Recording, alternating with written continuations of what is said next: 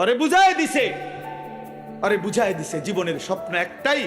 এখন 12 বছর পড়ো, 10 বছর পড়ো, আরো পড়ো, আরো পড়ো, আরো সার্টিফিকেট নাও, আরো নাও, আরো নাও, আরো নাও, আরো নাও। আগামীতে ভালো চাকরি হবে, একটা সামাজিক স্ট্যাটাস হবে, একটা ভালো ফ্যামিলিতে বিয়ে করতে পারবে, একটা বিল্ডিং করতে পারবা, আশা করি 50-60 লাখ টাকা দামের একটা গাড়ি চালাইতে পারবা, এবং একটা সামাজিক অবস্থান নিয়ে দুনিয়ায় সম্মানের সাথে চলতে পারবা। তো এই মিলাইয়া আগের টাইমটাও দুনিয়া, এখনকারটাও দুনিয়া।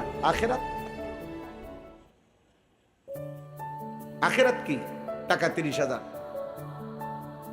অসংখ্য বড় লোক, ভদ্রলোক, অসংখ্য জেনারেল শিক্ষিত, অসংখ্য সম্পদশালী ব্যক্তি সবাই মিলে মনে করে আখেরাত মানে হইল কিছু দান সদকা।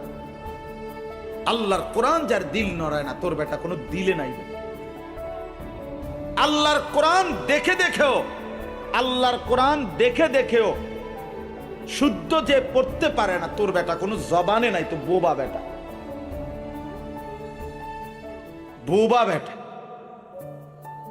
আল্লাহর এত কোটি কুদরত চারিদিকে থাকার পরেও যে চোখ আল্লাহকে চেনে না, তোর কোনো চোখে নাই বেটা, তুই